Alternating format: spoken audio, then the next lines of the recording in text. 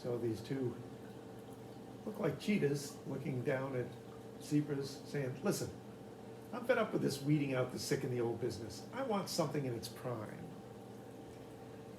Now, of course, when they attack, they're more likely to get the things that are sick and or old, but also they're more likely to get the things that maybe don't have the quickest reflexes or don't see as well or don't smell as well. You know, they don't smell them coming.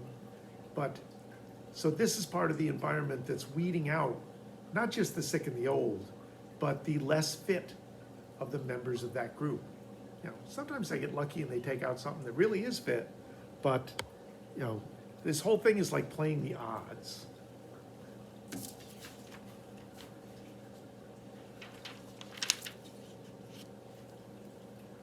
This one says, forget these guys who on their sides have written turbo.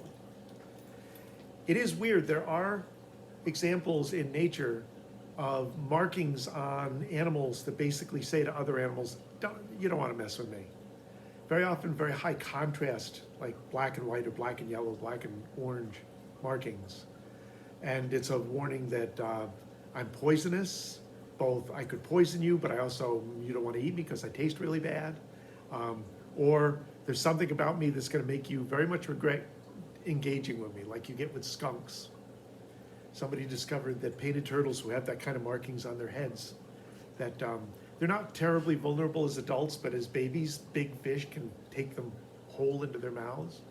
But they have this habit when they're caught in a fish's mouth of bracing their back feet between the two sides of the fish in the mouth and clawing at their gills. They've got pretty long claws until the fish spit them out. So the fish pretty quickly learn, okay, don't mess with those guys. Bees, okay. Lots and lots of snakes.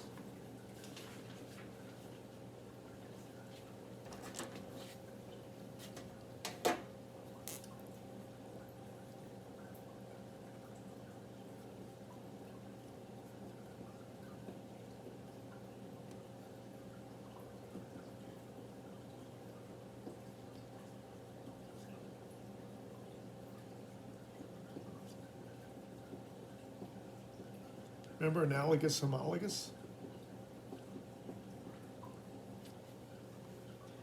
There's a reason why analogous features are associated with convergent evolution and homologous features are associated with divergent evolution. One big piece of Darwin's ideas is what's called common ancestry, that related groups followed back along the family tree. Eventually you hit one group that diverged into at least two other ones. Divergent evolution. And sometimes that divergent produces similar built features, right? Homologous features, but they're really different. Like the difference between a shrew's front leg and a bat's wing is that they're related to one another. You gotta go back a ways before you hit a common ancestor. But the divergence stayed on the ground, did shrewy type things, became gliders, and then eventually wing flappers and became bats. Convergent evolution, remember, the idea of Darwin is you're driven by circumstances. Your evolution is driven by circumstances. And if your circumstances involve flight, you're gonna look in a lot of ways like things you're not related to, because the circumstances themselves are going to drive you to certain forms that make sense for certain jobs, long wormy forms, armored forms, there's all sorts of things. So these could very much connect to Darwinian ideas. Something that also came up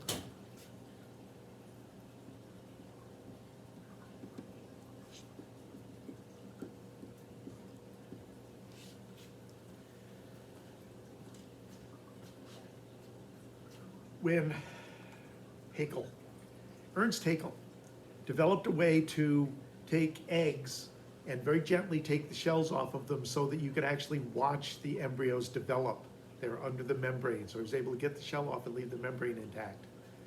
And he could compare embryos of different living things. You could also do that by, taking the embryos out of something that was pregnant and looking at them at different stages, but he actually developed ways to watch it happen. And what he found was, and I've taught embryology, so this is very much true, is that the earlier you go back in embryological development, the more similar embryos are among things that really don't look that very similar as adults. Like there's a point in our development, we look very much like a fish embryo. We even have gill slits and some of the inner structures that in a fish would go on to be gills. We have a tail. We actually go through a fish-styled kidney and then a reptilian-style kidney and then our own mammalian-style kidney. We kind of replace them as we go along. And Haeckel made a little bit of a mistake about what he was looking at. I got to write that down. But the idea that you can find connections among groups by looking at their earliest development turned out to be really, really important, because embryos don't really have the same sort of environment that the adults have. They have very similar environments. They're in eggs, usually someplace fairly sheltered. So they haven't diverged as embryos. They've stayed pretty much well adapted to their own weird little part of the world. And you can see connections that you wouldn't see otherwise. Is that we're most closely, of all the big phyla, we're most closely connected to the one that have starfish in it. Why? Because our early development follows the same patterns that starfish early development does. But here's the idea that Haeckel came up with that turned out to kind of throw a wrench in things for a while.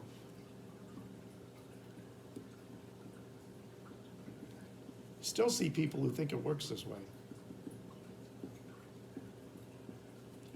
Remember, it was a while back, they used big words. Ontogeny recapitulates phylogeny. This is what Haeckel thought he was seeing.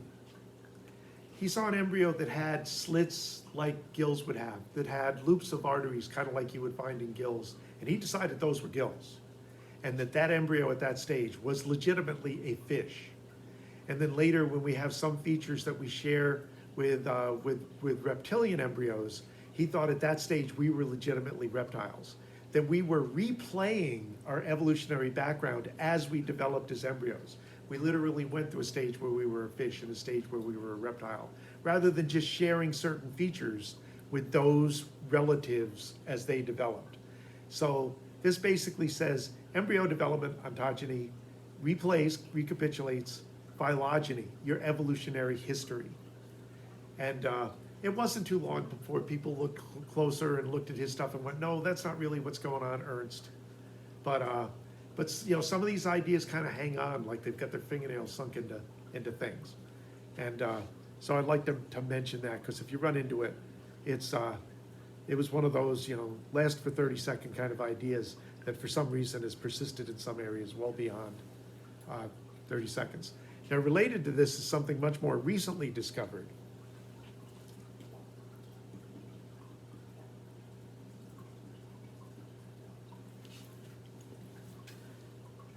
When an embryo is first developing, as it develops, a lot of times it needs a front end and a back end. It needs to develop a nervous system, it needs to develop a digestive system, it needs to develop all sorts of basic layout stuff. The genes that are involved in doing that, they originally called them Hox genes, briefly called them homeogenes. Now they tend to call them Hox genes. But these are basic early layout genes, and they are remarkably similar across a broad swath of different types of animals. They found out that a mutation that affects how flies' eyes develop is a very, very similar gene. It's homologous to a gene that sets where and how our eyes develop. That genes that determine the order of things from front to back are very similar between insects and mammals, and we are not very closely related. But once you get these basic genes set up, any kind of mutational shift in them is going to really screw up your development. So some of these early genes get very kind of set in stone, is that There's certain things you can mess with and certain things that you don't want to mess with. And the things you don't want to mess with tend to stay stable over very long family trees, very different kind of family trees. But this does connect lots and lots of different groups that otherwise don't look at all connected.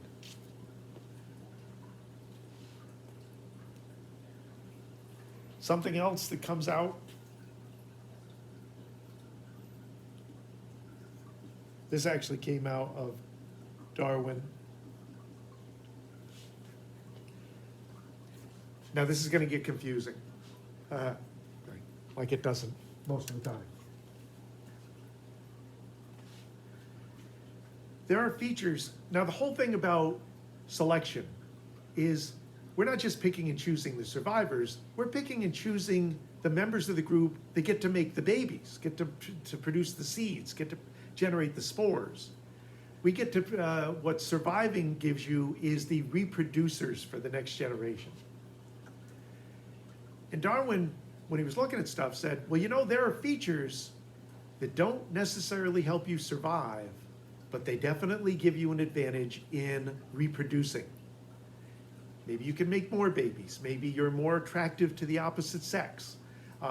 And at the time that Darwin was working, the only type of reproduction anybody really knew or cared about was sexual reproduction. So this became the term.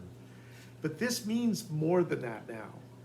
Sexual selection is selection of any features that increase your reproductive potential. So sexual selection works for asexual reproducers too. It's like sexual selection is working on the coronavirus. The ones that are more transmissible are being spread faster and spread more widely. And so they're reproducing better. They're being selected for that capability. It's a type of sexual selection, even though viruses don't reproduce sexually. It's reproductive selection, and that's really what this should be called, but nobody's gone and changed the name. So we're kind of stuck with this name. But this, very quickly, Darwin started to see, oh yeah, there's other stuff that gets selected for that isn't always conditions picking the winners and losers by survival.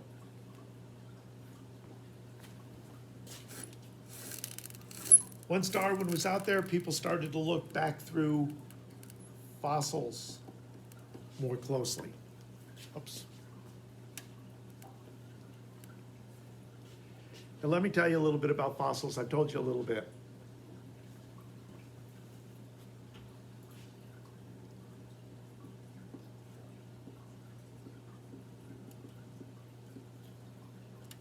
So you got things that are dead.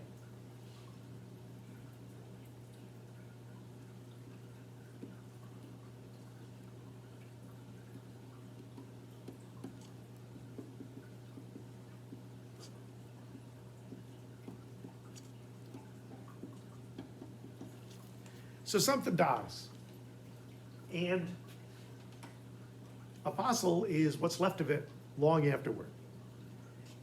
Well, things get eaten. They get broken down. They either get eaten by scavengers or taken apart by bacteria or funguses.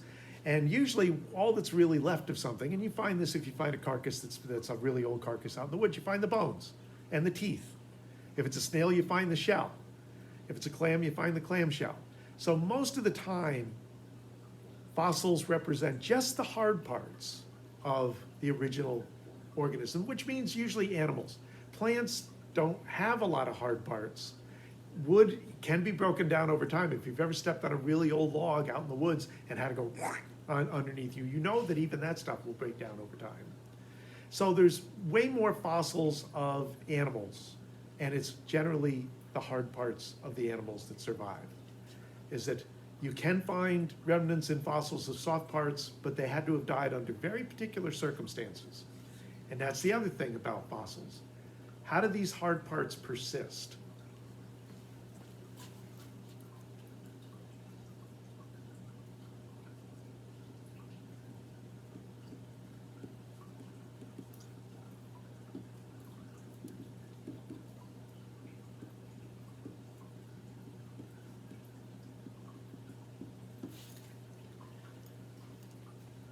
Most of your fossils are things that died and sank to the bottom of a body of water.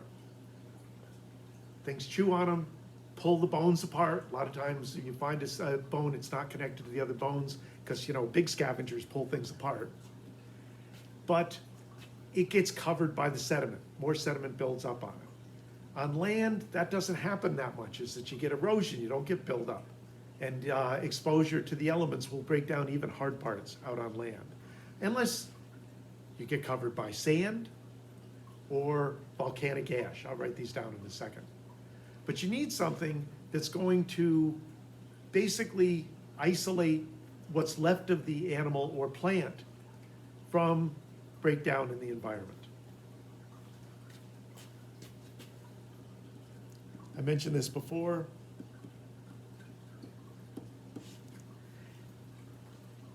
Minerals leach in from whatever has buried these remnants, and it eventually makes them like little rocks, is that they pick up silicates and other sorts of things. So fossils look like rocks. As I got a bunch of fossils in the lab you can look at. They look like rocks, except you can see that they're obviously bones and shells and stuff.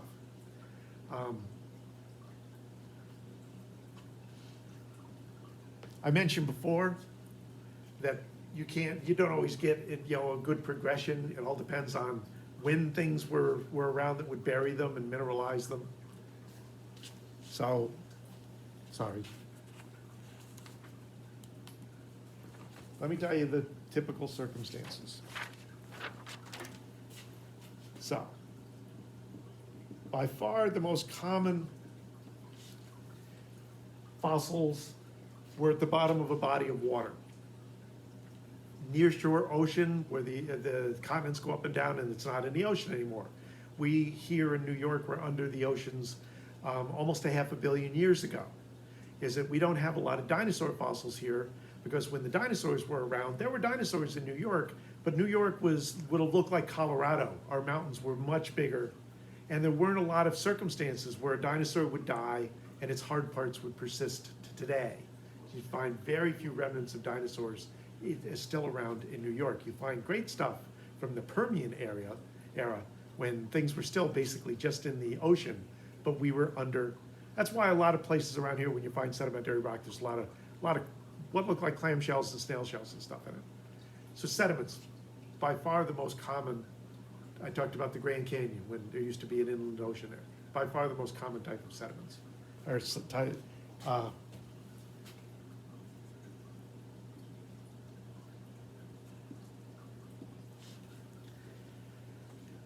lot of fossil beds in China came from the remnants of the edges of deserts, where things would die and get covered by the sand.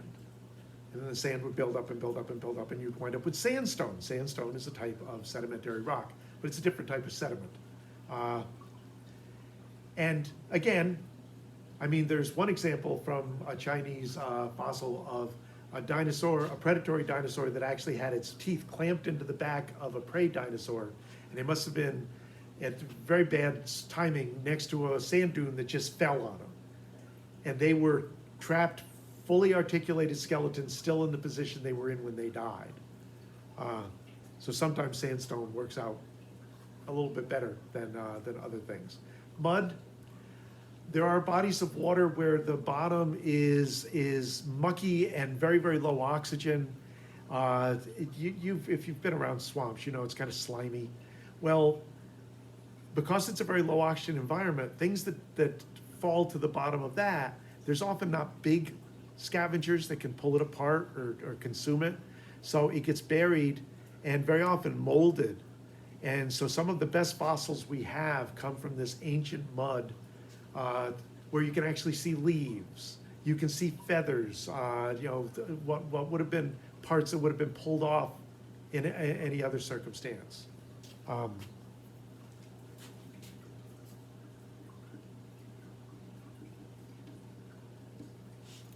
Sometimes when volcanoes erupt, they throw tons and tons and tons and tons of volcanic ash out. That's what buried the towns in ancient Rome by Vesuvius.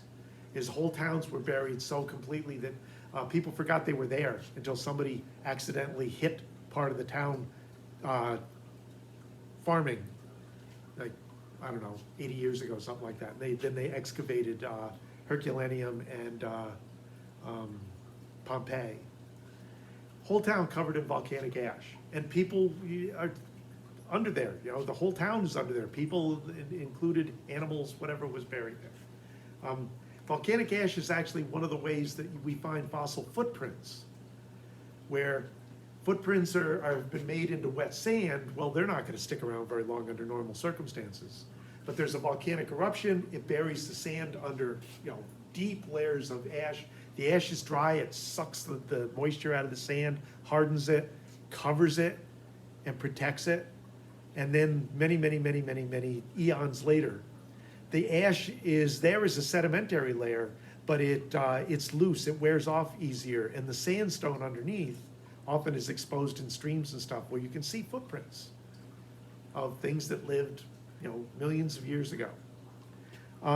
Volcanic lava is terrible at producing fossils. It tends to incinerate things. It's much too hard, and it doesn't really erode away. So you're not going to find lava remnants holding fossils. And then really about the only other major thing that you get, there are certain types of trees that as a defense exude a whole bunch of this thick sap.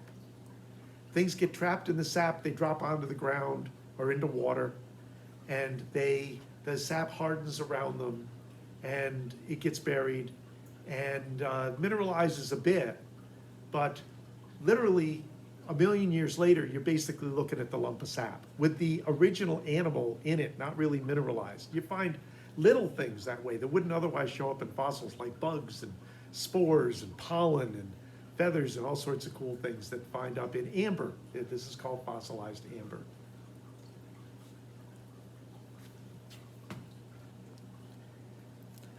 Okay, this is going on too long. The last video is going to be very short, but I don't really want to stick it on this thing because I'm trying not to go that late in these things.